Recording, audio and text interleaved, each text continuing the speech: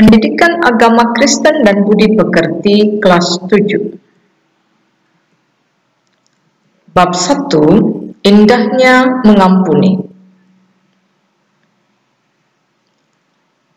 Shalom, salam sejahtera untuk kita semua.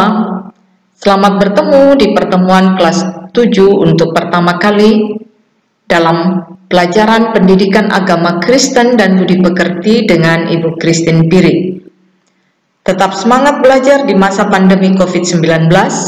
Semoga kita sehat selalu dan kita selalu berdoa semoga pandemi COVID-19 ini segera berlalu dan kita segera bertemu dan bertatap muka di sekolah.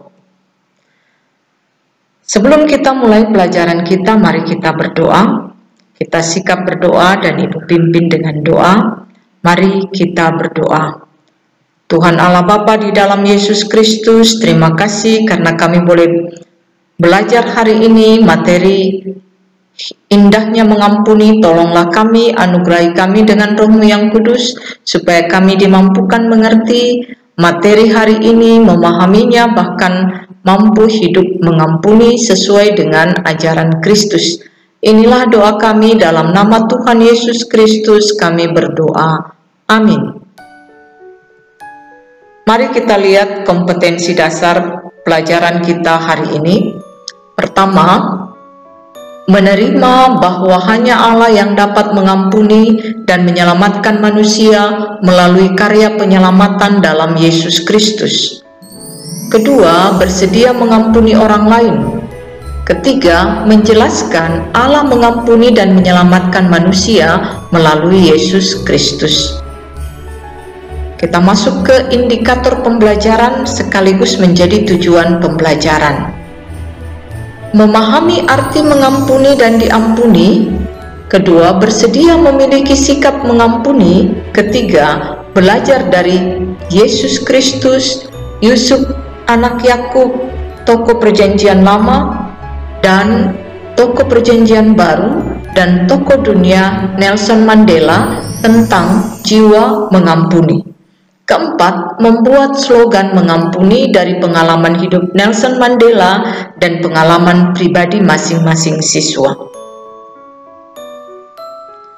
Ada 4 poin bahasan kita. Pertama adalah kisah inspiratif Yesus Kristus dan Yusuf anak Yakub yang merupakan tokoh Alkitab.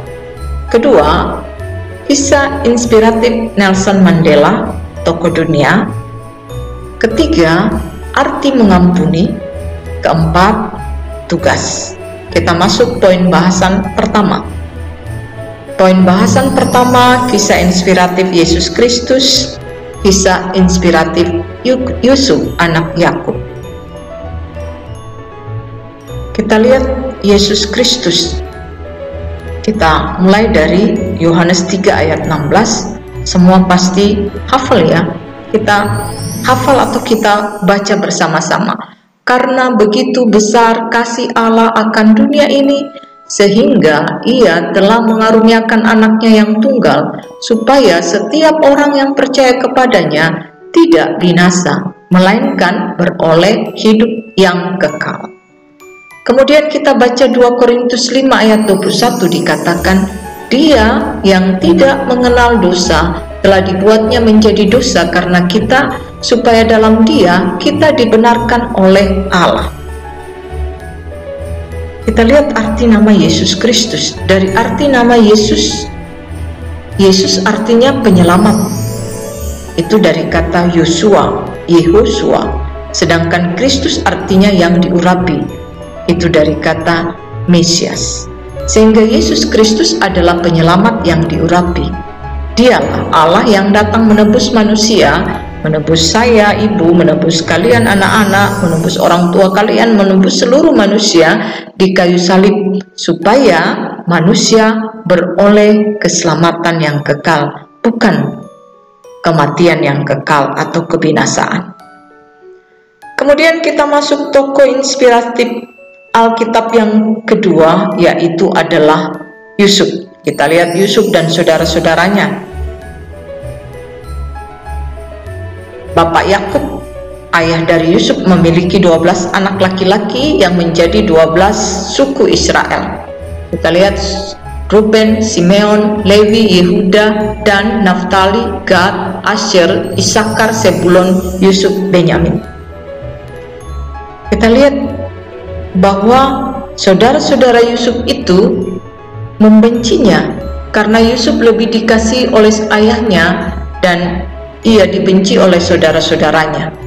Ia hendak dibunuh tetapi kemudian dijual ke orang Midian. Kepada ayahnya ia disebut telah mati diterkam binatang buas.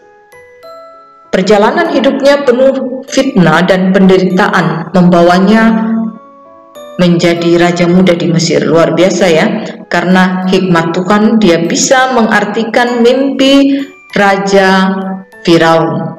Dan ia kemudian menjadi raja muda, dan ketika saudara-saudaranya datang ke sana, ia mengampuni saudara-saudaranya dan berkata bahwa Allah yang membawanya terlebih dahulu ke Mesir. Itulah dua tokoh Alkitab, Perjanjian Lama 1, Perjanjian Baru 1.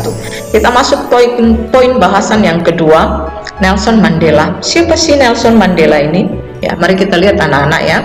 Presiden Afrika Selatan pertama dari kaum kulit hitam. Ia adalah penentang politik apartheid. Apa itu apartheid? Adalah politik warna kulit, di mana di Afrika Selatan hanya orang kulit putih yang berhak menjadi pemimpin. Itu pada masa Nelson Mandela sebelum menjadi presiden. Bayangkan, dia dipenjara selama 27 tahun dari November 1962 sampai Februari 1990. 18 tahun ia dipenjara di tempat yang bernama Robben Island. Sebagai tawanan kulit hitam, ia mendapat pelayanan terendah. Ya, sangat miris ya. Ia menderita tuberkulosis, bahkan ia sering mendapat perlakuan yang kejam dari sipir penjara. Ia disuruh berkeliling penjara dan dikubur sampai tinggal kepala. Ya, kemudian dikencingi oleh sipir penjara. Pada tahun 1993 dia mendapat Nobel Perdamaian. Dan ia menjadi presiden kulit hitam pertama pada 10 Mei 1974 sampai pada usia 77 tahun, yaitu tahun 1999 pada bulan Juni. Yang paling luar biasa dari Nelson Mandela, ketika pertama menjadi presiden, ia mengundang sipir penjara dan menempatkan pada kursi terhormat. Ketika ditanyakan alasannya mengundang sipir penjara, ia katakan, "Kamu harus terlebih dahulu mengampuni seseorang yang berada di dekatmu dan paling banyak menyakitimu. Jika kamu mampu melakukannya, kamu dapat mengampuni semua orang yang melakukan kejahatan kepadamu." Luar biasa ya. Itulah Nelson Mandela. Kita masuk poin bahasan ketiga, arti mengampuni. Apa sih arti mengampuni? Mengampuni artinya memaafkan seseorang dengan tulus hati, membebaskan seseorang dari beban rasa bersalah, serta tidak mengungkit-ungkit lagi kesalahannya. Ingat ya, memaafkan dengan tulus tanpa mengungkit-ungkit kesalahan orang lain. Pengampunan yang tulus dan lahir dari kebaikan hati adalah pengampunan yang bersifat memperbaiki dan merekatkan. Ya, jadi kita mengampuni itu memperbaiki, merekatkan yang rusak ya. Hubungan yang rusak menjadi baik. Kita masuk poin bahasan keempat. Ini adalah yang terakhir, tugas. Jawablah dengan baik dan jelas. Nomor 1, berikanlah komentarmu tentang bentuk pengampunan yang dilakukan oleh Yesus Kristus terhadap manusia. Nomor 2, buatlah catatan penting tentang Yusuf yang menjadi inspirasi kalian. Ya, catatan Yusuf yang menginspirasi kalian. Apa dari catatan penting kehidupan Yusuf?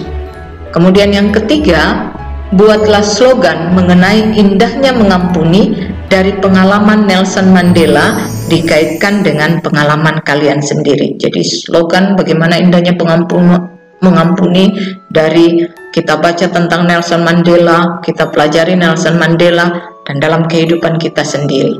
Kita masuk petunjuk penyelesaian tugas.